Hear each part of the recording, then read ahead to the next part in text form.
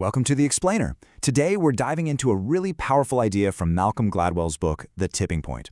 It's all about how ideas, products, and even behaviors can spread just like a virus, and how one tiny push can set off a huge wave of change. So, let's kick things off with a bit of a mystery. Back in the early 90s, New York City was a pretty dangerous place. I mean, in some neighborhoods, the streets would be total ghost towns as soon as the sun went down. In 1992 alone, the city had over 2,000 murders.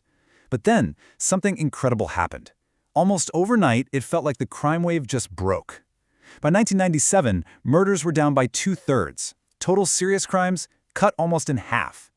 The sidewalks filled back up with people. It was a massive shift. Now, the thing that had all the experts scratching their heads was the speed. This wasn't some slow, gradual improvement. This was sudden. It was dramatic. It was like the whole crime epidemic hit some kind of invisible wall and then just tipped over. And here's Gladwell's big idea. The crime wave didn't just end, it tipped. And to understand how, he says we got to think about social change like it's an epidemic.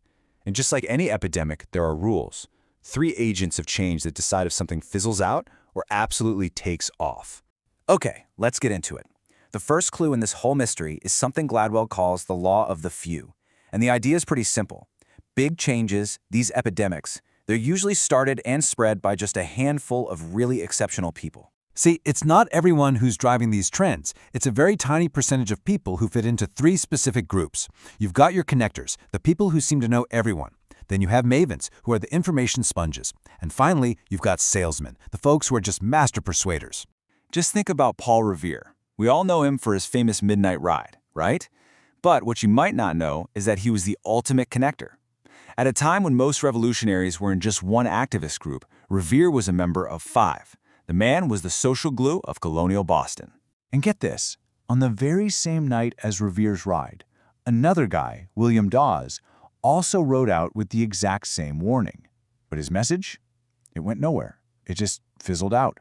Why? Because Dawes was, well, he was just an ordinary guy. But Revere, the connector, he knew exactly whose door to knock on in every single town.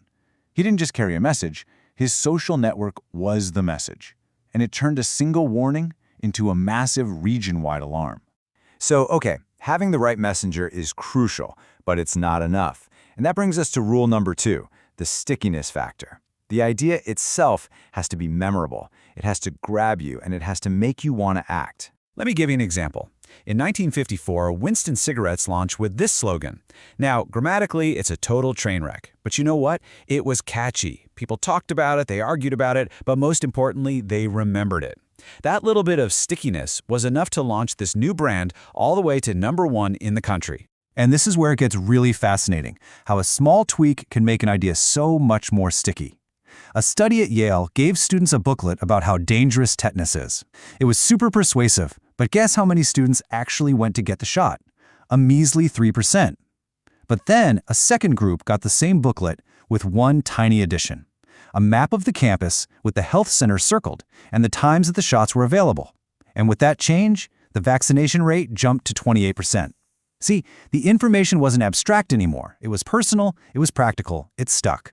But here's the thing.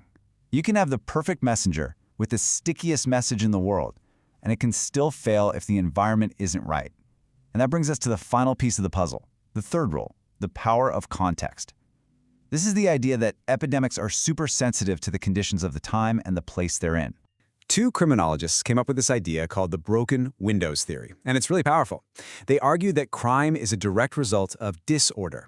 Think about it. A single broken window on a building, if you leave it there, it sends a signal that nobody cares, that no one's in charge. And that invites more broken windows, and pretty soon, that sense of anarchy spreads to the whole street, inviting much more serious crime. And this is a brilliant illustration of the theory in action.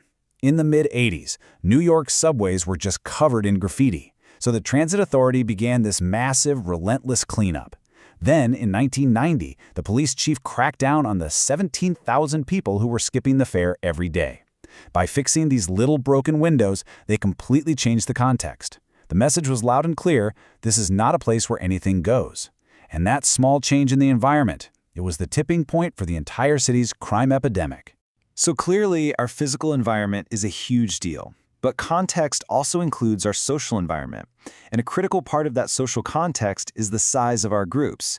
And it turns out there's kind of a magic number for how our communities work best. A British anthropologist named Robin Dunbar discovered that there's a maximum number of people we can have a real, stable social relationship with, and that number is about 150. Once you get bigger than that, communities need formal rules and hierarchies to function. But below 150, groups can be run by just informal peer pressure. Some really successful companies like Gore Associates actually organize their factories into units of 150 because they know that's the sweet spot where everyone knows everyone, and you can keep that small company feeling. So how do these three clues, the law of the few, the stickiness factor, and the power of context, solve the mystery of the New York crime drop? And, what does it all mean for us? The New York crime drop wasn't magic. It wasn't caused by one single massive thing. It was a combination of factors. The city's leaders didn't try to solve a massive problem with a massive solution. Instead, they just tinkered with the context. They cleaned the graffiti, they cracked down on fare beaters, and that small change sent a really sticky message of order that spread through the city and just tipped the entire system. The ultimate lesson of the tipping point is really one of hope.